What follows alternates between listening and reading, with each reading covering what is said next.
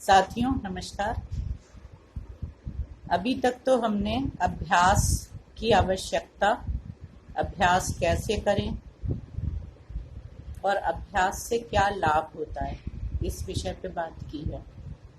आज मैं योग की आवश्यकता, जो भी बच्चे पढ़ने वाले हैं, जो चाहे वो छोटे बच्चे हैं या बड़े बच्चे हैं, मतलब मेरे लिए तो वो बच्चे ही हैं जो भी चाहे BA या MA भी कर रहे हैं, उन सभी के लिए योग क्यों आवश्यक है और योग हमें किस तरह से मदद करता है। कोई भी चीज़ याद करने में या कोई भी चीज़ लिखने में, जब हम लिखने बैठते हैं तो अक्सर ऐसा होता है कि हमें वो चीज़ याद नहीं आती है जो हमने पढ़ी होती है। उसका कारण क्या होता है और किसी भी भाषा का ज्ञान क्यों आवश्यक है। हमारा देश है, हमारे यहाँ बहुत सारी बोलियां हैं, कम से कम 20 से ज़्यादा तो भाषाएं हैं हमारे देश में ही। और उन सब में हम, जो मैंने काफ़ी भ्रमण किया है देश में, तो मुझे ये लगता है कि हर भाषा में संस्कृत के शब्दों का प्रयोग है, क्योंकि संस्कृत हमारी मातृभाषा थी पहले। तो संस्कृत के शब्दों का हर भाषा में प्रयोग है, चाहे तमिल है, चाहे असमीज है, चाहे बंगाली है, मंगला भाषा है, हिंदी तो है ही। हिंदी में तो और चीज़ें जो अवधी है, ब्रज है, ये मैथिली है, ये भाषाएं भी ये बोलियां भी मिल गई हैं।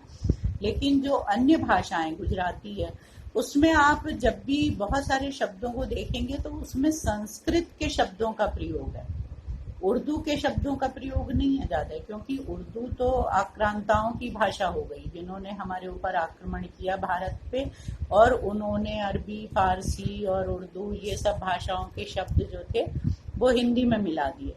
तो हमें क्या चाहिए कि अगर हम हिंदी को अपनी स्ट्रॉन्ग बनाना चाहते हैं, हिंदी को अपनी अच्छी बनाना चाहते हैं, तो हमें संस्कृत को जरूर पढ़ना पड़ेगा। और उससे क्या होगा कि जो क्लिष्ट शब्द हम हिंदी में प्रयोग करते हैं उन पर हमारा अधिकार होगा। और अब ये हो गया है कि पाठ्यक्रम में हमने फ्रेंच ले ली, हमने जर्मनी ले ली, पता नहीं कौन कौन सी भाषाएं लेके वो 8th 9th 10th पास कर लेते हैं बच्चे, फिर वो भूल भी जाते हैं, उन्हें याद भी नहीं रहता इंटर तक आते आते। तो कोशिश ये हो कि अगर संस्कृत विषय आपको कहीं से भी पढ़ने को मिल रहा है, बल्कि हम तो ये चाहेंगे कि अभी भी जून की छुट्टी है, जुलाई में भी पता नहीं कितने दिन बाद स्कूल खुलेगा, तो आप संस्कृत पढ़ो किसी भी तरह से। अगर आप मुझसे हेल्प चाहते हो तो थोड़ी बहुत तो मैं ही कर सकती हूँ। और दूसरे, हिंदी में पर्यायवाची शब्दों को याद करने की कोशिश करिए। अगर आप, जैसे नदी है, जल है, पवन है, अग्नि है, आकाश है, कमल है, सरस्वती जी हैं, इन सब वर्णों, इन सब शब्दों के अगर आप 4-4 पर्यायवाची याद कर लेते हो, मतलब सिनोनिम्स याद कर लेते हो, तो आप देखो आपके ऊपर आपको भाषा पर कितना अधिकार हो जाएगा। क्योंकि कविताओं में, गद्य में अक्सर जो बड़े बड़े कवि होते हैं वो पर्यायवाची शब्दों का ही प्रयोग करते हैं, जिससे बच्चों को वो सीखने में आसानी रहे। हमारा मुख्य ध्येय होता है कि जो हमें आता है वो हम किसी न किसी तरह से आगे आने वाली पीढ़ी को दे दें, उन्हें सिखा दें।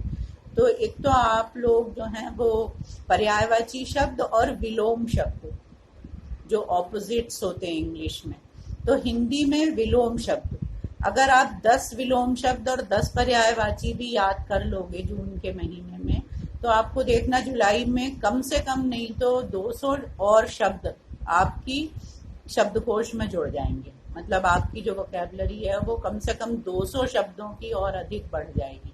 इस काम को आज से ही करना प्रारंभ करिए।